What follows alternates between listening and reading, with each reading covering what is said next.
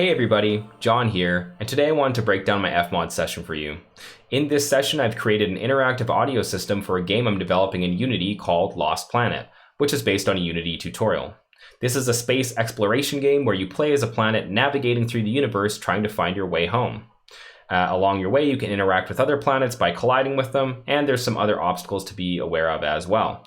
Now, if you haven't already, be sure to watch my other video on this game because it'll show actual gameplay footage and it'll allow you to hear how the sound fits within the game, and that will give this video a lot more context. Now, depending on when you are watching this video, I may have completed development of this game, in which case I will post a link to the download of that game in the description of the YouTube video. If you see the link, great, click the link, download the game, play it, let me know what you think. And if you don't see the link, it's either because I'm still toiling away trying to finish the game, or it's the far off year of 2030 and I've decided to remove the game. In any case, let's jump into the FMOD session and see what's going on. So we're going to start with our music system here. As you might see, we have a couple different loops. We have a loose stinger and a wind stinger. Now, the wind stinger isn't a stinger per se. It's a bit of a longer segment of music that transitions us into the wind state. And the loose stinger is a stinger in the more traditional sense. These different game states are controlled by some parameters up here. One is called change and the other is called wind music trigger, which I set up specifically for the wind music. If we look right here, we can see we kind of have a roadmap for how all of these transitions are going to work. Our first music loop is just our exploration music, and our second loop is also exploration music, but it is triggered when you get near the edge of the map. Perhaps you got confused or you lost your way and couldn't navigate to get back, and you found yourself out of bounds at the edge of the map, looking out into deep space, asking yourself what more could be out there for us. I know that I've asked myself that question, and I do not have the answer. Now, because of that, I gave this loop a little bit more of an eerie feeling. Maybe even it has a little bit of a sense of danger and just, the wonderment that might surround such questions. So let's hit the play button here and see how we can navigate between all these different game states.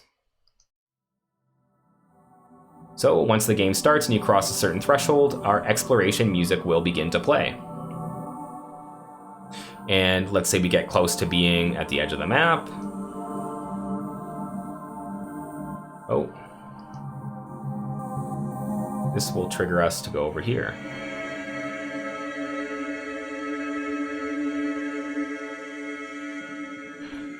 Very spooky indeed. Now, if we kind of get back to the main part of the map, it'll jump us smoothly back over to this loop here. If we are successful and we win the game, it'll transition over to our win music.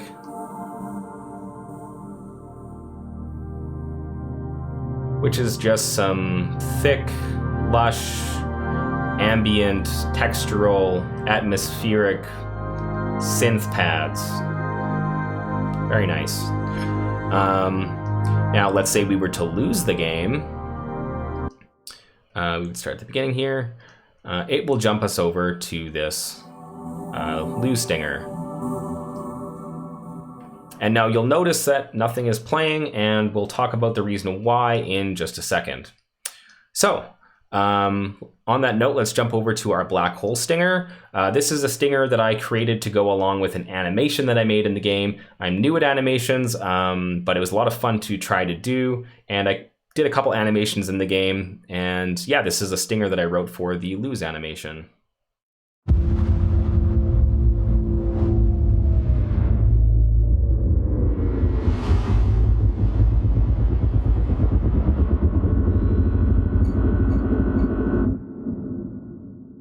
All right, so you have been swallowed by the black hole at that point, and you have turned into nothingness, and nothing shall you remain until you play the game again.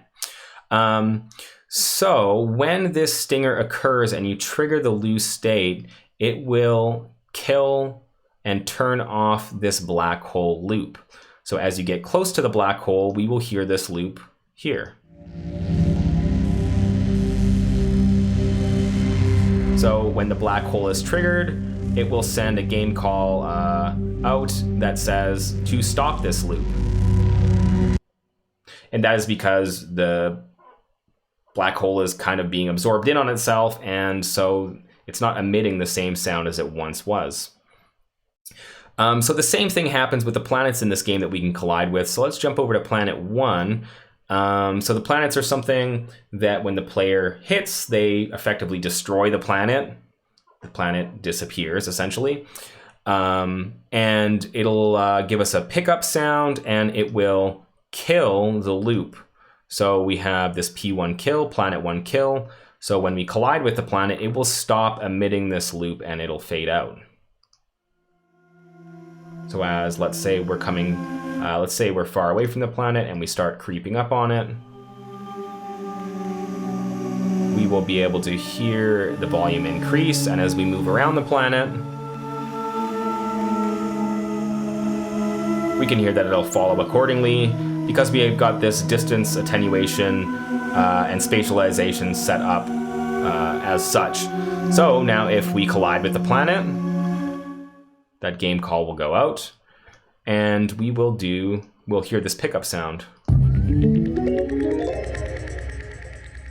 Cool.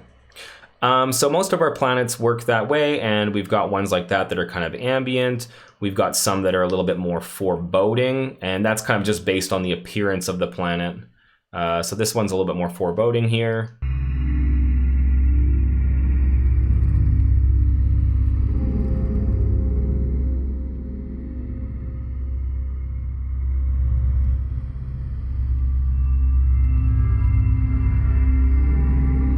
It works really good with that spatialization. And then we've got another cool planet over here.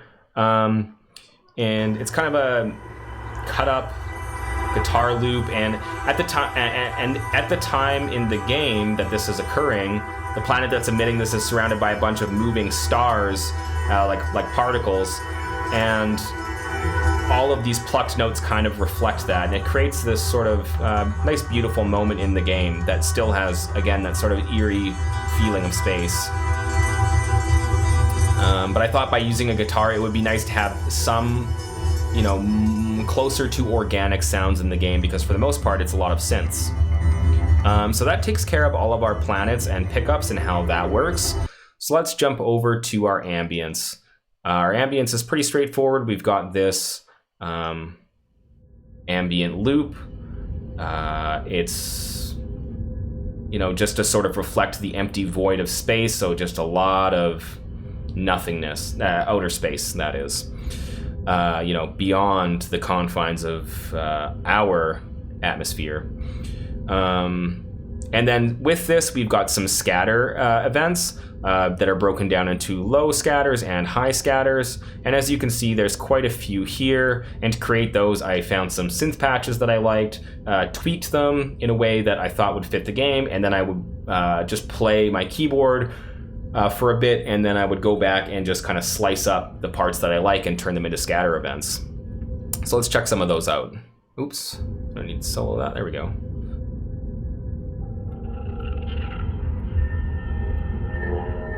And again, some of them are a little bit more like eerie and foreboding, and some of them are just a little bit more like classical, stereotypical space sounds.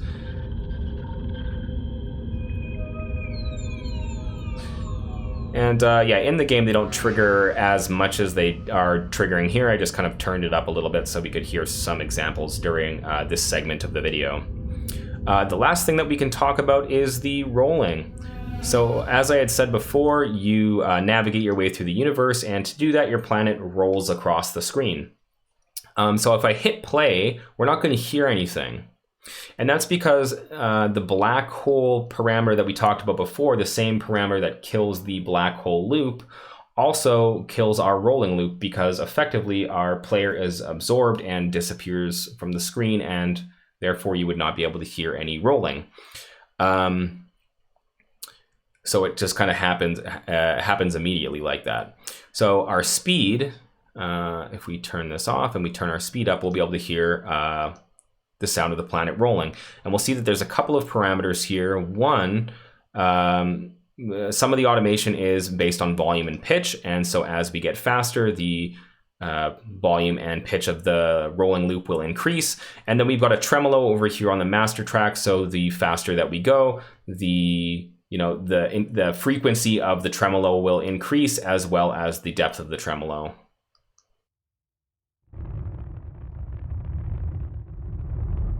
It's kind of slower here.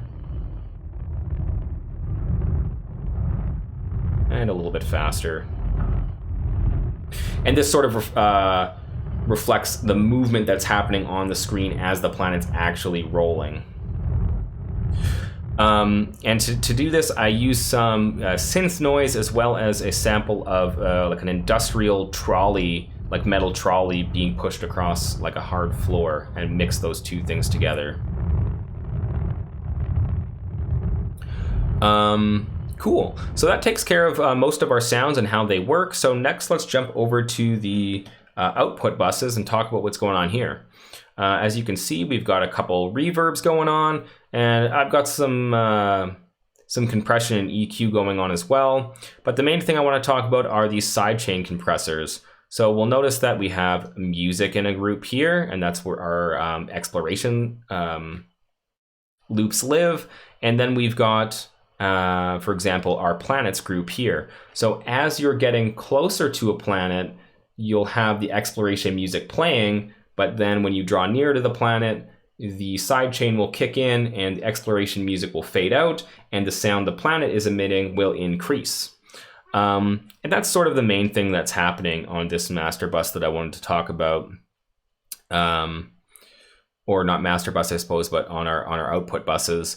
So to demonstrate that, we'll jump over into the sandbox.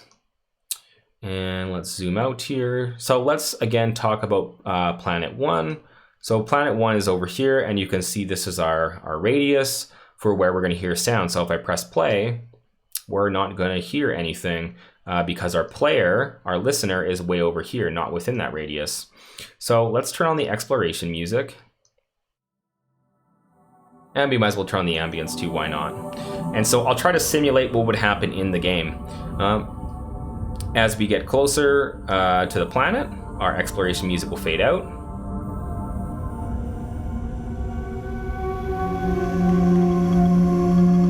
And our planet music will take over. Now, if we were to pick up the planet and collide with it, it would trigger this this pickup sound, and it would cut out this planet sound. So I'll try to simulate that, and then at that point you'd hear the exploration music fade back in.